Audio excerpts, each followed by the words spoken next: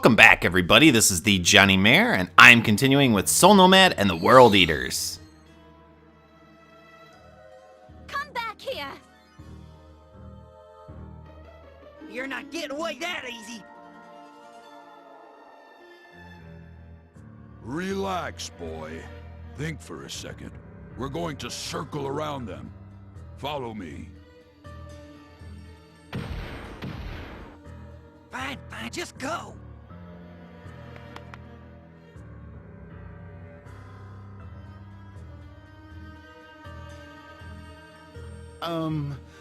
What am I doing again? You're getting in the way again, retard! Get your ass in gear!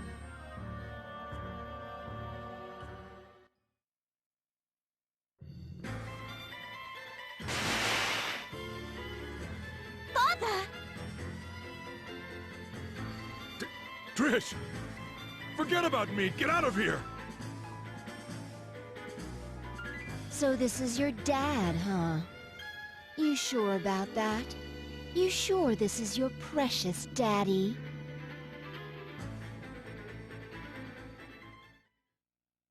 What?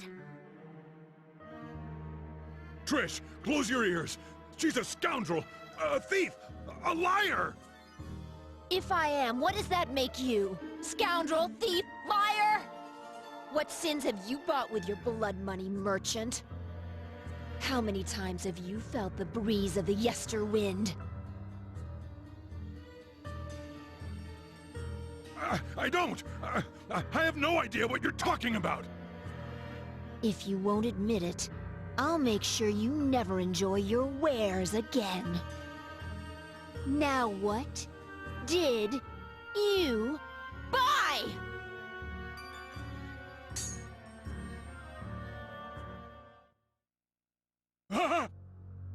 Trish! I just wanted a child! A little girl! That's all! Father, please! What's going on?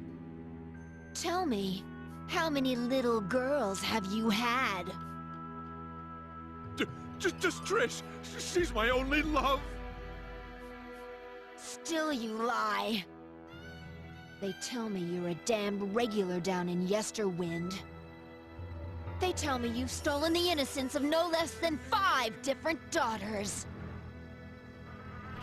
So, tell us, what happened to them? What did you do with your other precious little girls?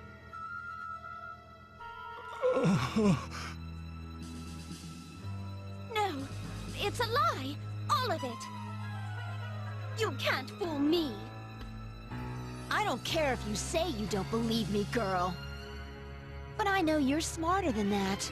I see something kicking around up there. No. What would I... Is it such a shock? But if you really didn't understand until now, you got off lucky. You've been pampered your whole life. But now you'll feel the pain I've suffered my whole life!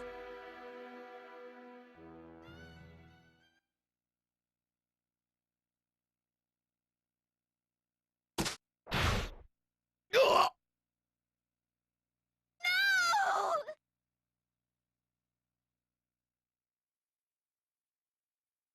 Okay. So, apparently Tricia's dad is not actually her dad. So we're gonna get more into that after I save. So we unlocked a brand new room, and there's gonna be a lot of dialogue and cutscenes in this episode, so I might as well get this out of the way. And basically it lets you resummon a room. One time at least. Alright, so let's get back into the story. So we're gonna see what the aftermath is of Hawthorne being killed by Shauna.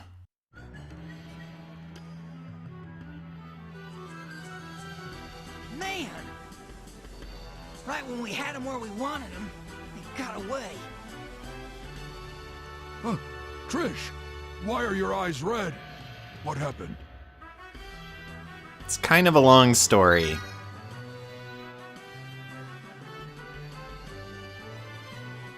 a monster is she? Listen, Tricia, don't believe a word that comes out of that snake's mouth. I'll try. She's just a blockhead, right?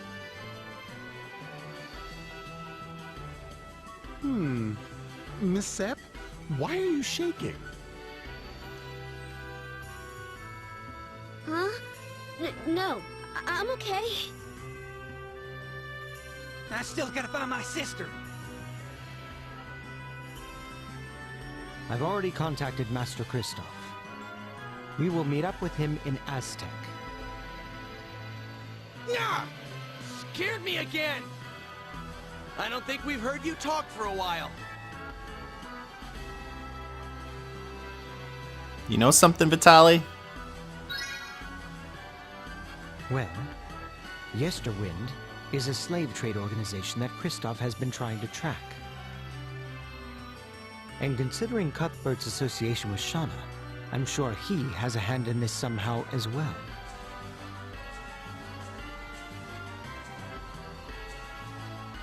Let's go! We gotta go! We gotta get to Astec! Now just hold on, boy. You'll only make things worse if you panic like that. Look what you did to Trish. Oh, sorry, Tricia. I wasn't really thinking. Oh no, it's all right. You look a little pale. Okay, we'll stay here in Corsis for tonight. Then we can leave tomorrow morning. Sound good? Such a pushy little brat. Don't go getting us into any more trouble. Very well. Please join me at my home tonight. All right, so now we can head into Corsis, and we can actually talk to a lot of the citizens. Now, to advance the story, we'll of course have to go to the estates and talk to Trish, but we are going to see what the other citizens in this town have to say. Now, I've always been slightly confused by the whole letting Shauna get away after she kills Hawthorne, because she loses her, hostage, essentially.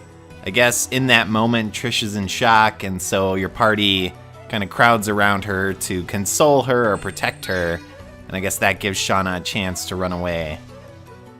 But it always seemed a little weird to me. It seemed like you could just kind of restrain her and then also console Trish at the same time. But whatever. So as we talk to the various citizens in this town, we find out that basically Corsis is composed of two different classes of people. There's a wealthy elite, and then there is also a servant class of Sepps. So that is basically the way it is still to this day. So the different citizens are going to talk about that. They're also going to talk about, some of the thieving and the robberies that have been going on that we've heard about from Shauna, of course, and her group. How they've been pillaging and kind of causing a lot of havoc across this world. Rich wankers. I love it when they use language like that. But in the United States, wanker is not a actual insult. Although I guess if you know the meaning of it, it is.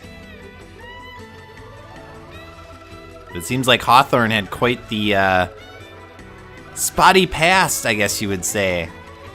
If Shauna is to be believed, and it seems like some of the citizens in this town, of course, will sync up with her story.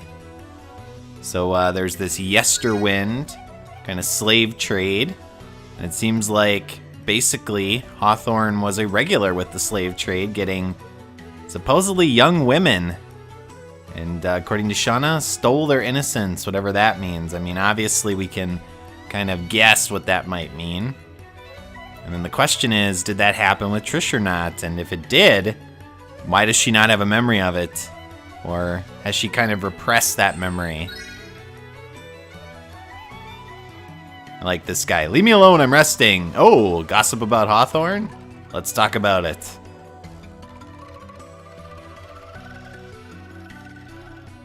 This guy kind of adds a little bit more light to the fact that there's something fishy going on with Hawthorne. The fact that he constantly switches out his maids whenever he gets a new miss, so to speak.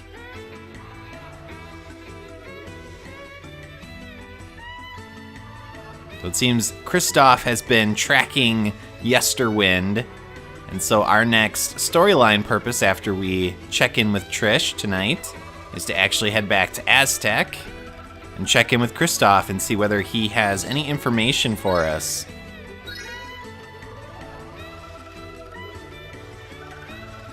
Well, if someone tries to rob you, you really do have two options, fight or flight. That's good. Those hidden interest loan payments and fees. Hot pods are good.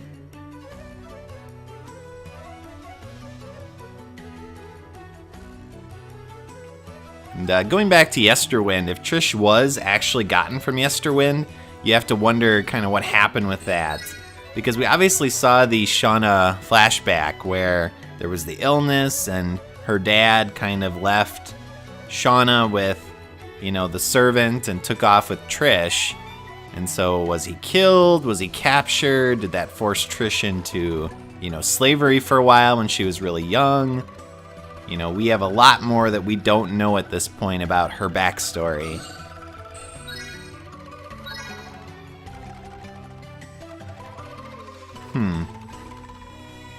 So that was probably Endorf, actually. And then the second time was Shauna.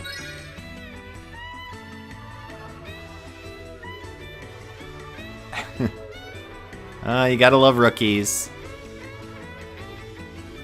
I wouldn't recommend that. Might want to keep it on.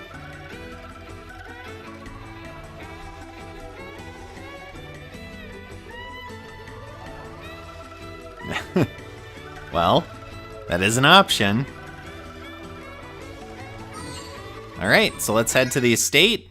And we again have a affinity increasing chance. So we can console Tricia, we can comfort Danette, or we can placate Levin.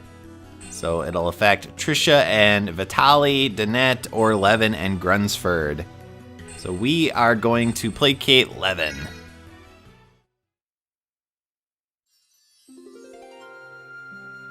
So you're kind of worried, aren't you?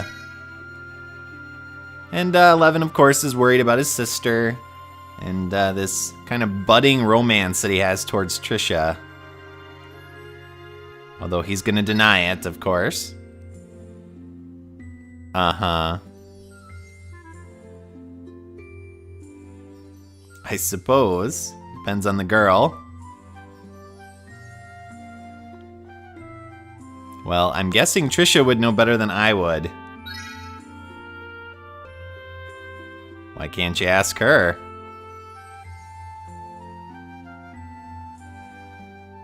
Now, what's interesting is that the Levin and Tricia scenes kind of sync up with each other. So in the Tricia scene, she's kind of being comforted by Vitali via food and kind of talking. And then Levin shows up with flowers and is kind of taken aback when he notices that Tricia and Vitali are kind of having this intimate moment together in terms of talking together.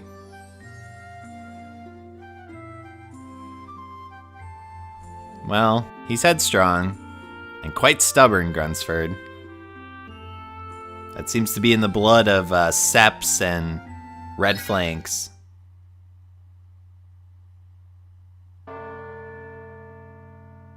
Another dream.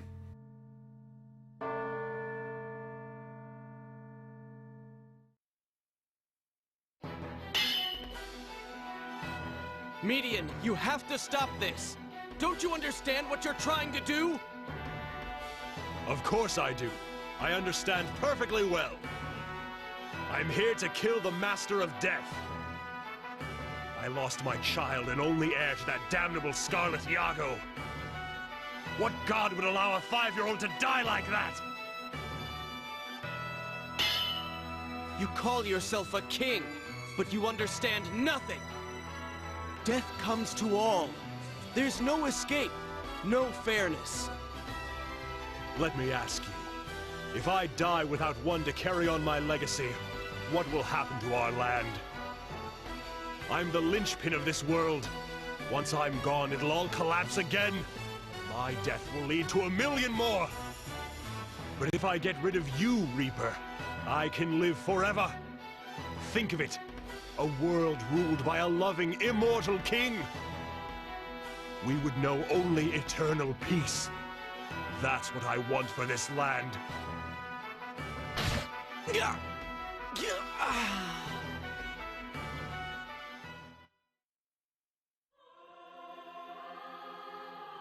Now, with the fear of death cast away, I can rule my land forever! You fool. You really believe such blasphemy? Thank you, my lord. Now this is actually an alternate path point, but we can't access more than one path at this point in the game.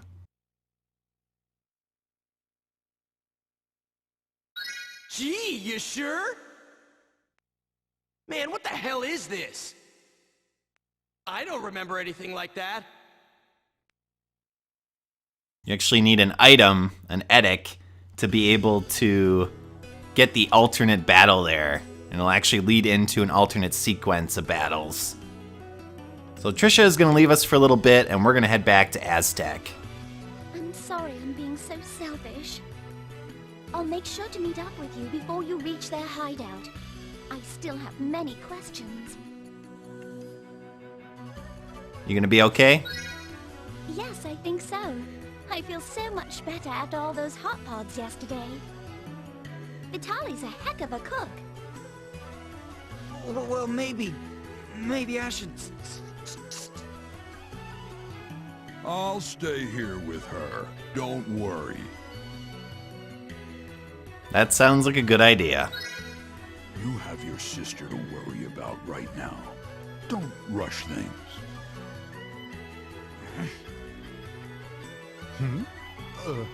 Young man, what's the trouble? Why are you making that face? Is your stomach upset? I'm fine, just forget it. Hey, Tricia, cheer up, okay? Oh, I'll try. Thank you. Well, good day for now. Goodbye, then. Parting is such sweet sorrow. So my next episode, we are going to head back to Astec, and we're going to continue on with the main storyline by checking in with Master Christophe. So as always, viewers, thanks for watching. I hope you enjoyed this episode, and I will see you all next time. So long.